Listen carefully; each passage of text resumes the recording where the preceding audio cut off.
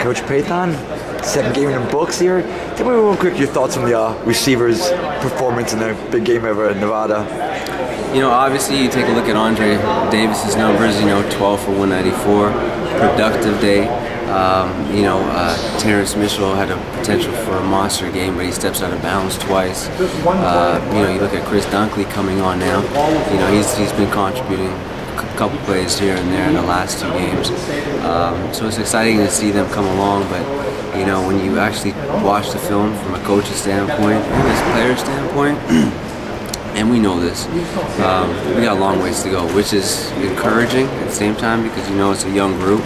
And that what could have been, and minus we had a couple pre-snap penalties, we had a couple MAs here and there, and you just wonder, at some point in time, we're going to get this cleaned up. And we get it cleaned up, and they're executing the right techniques, and they're still playing at the level they're playing at, but much more efficient. That's when you get to see, a convincingly winning effort out there.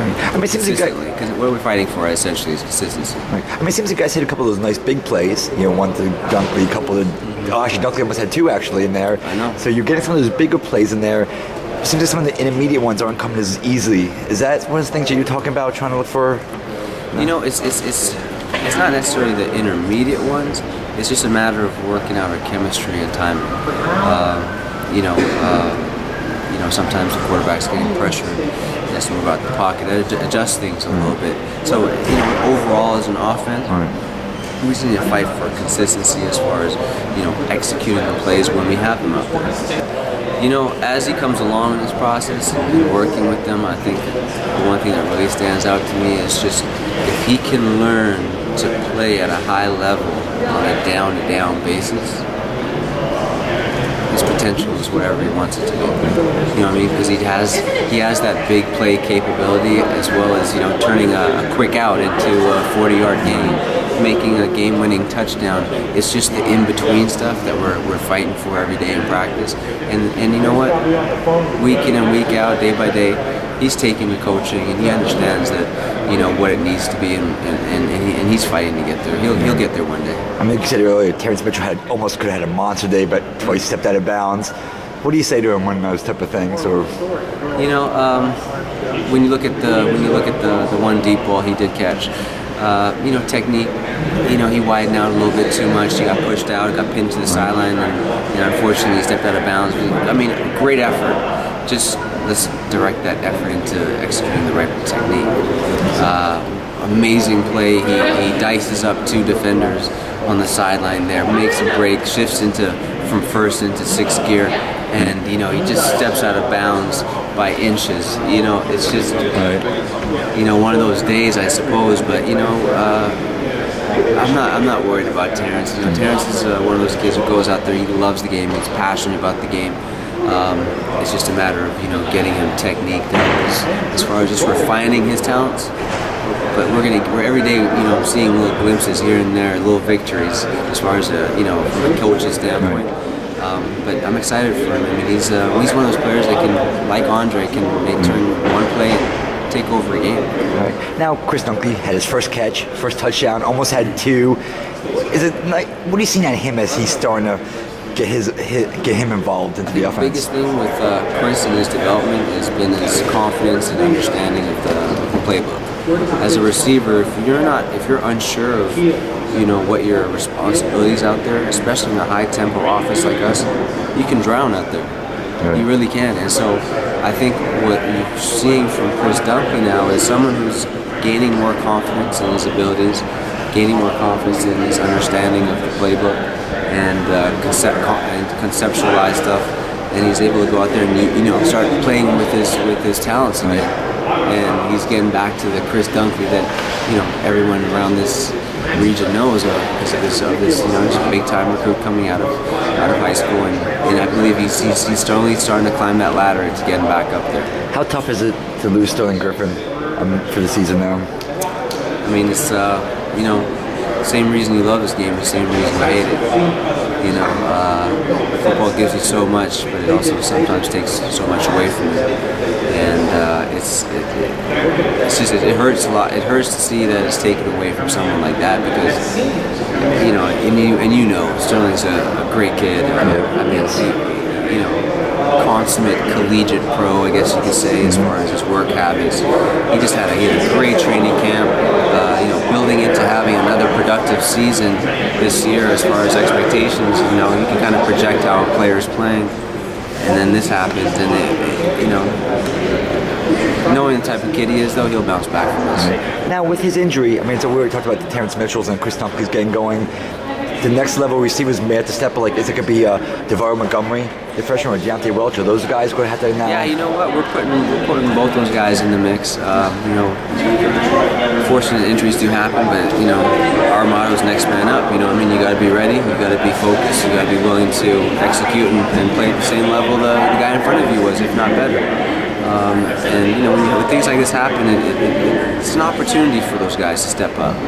And so, yeah, we're working both DeVario and Deontay back into the rotation now. As far as the reps, it's starting to increase. Now we've seen DeVario. We've only seen a little bit. He had one catch the other day. Tell me about what he's going to bring to the table as a receiver. Physicality.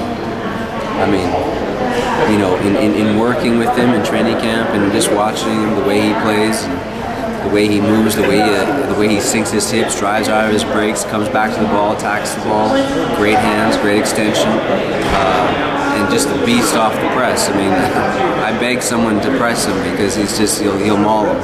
I mean, he's that physical, and as a freshman, for a freshman to come in from high school and be that physical at this level, this soon, it's scary but encouraging because I mean his potential is going to be big time.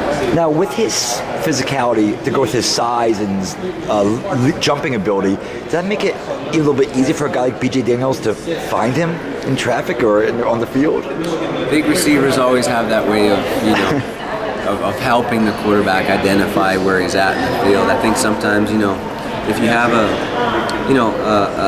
smaller quarterback like BJ and you have a smaller receiver, it's sometimes difficult to find those windows, you know, to put the ball. And yeah, big receivers do help, you know. And I think, and the thing is, it's not just being a big receiver; it's the way he plays.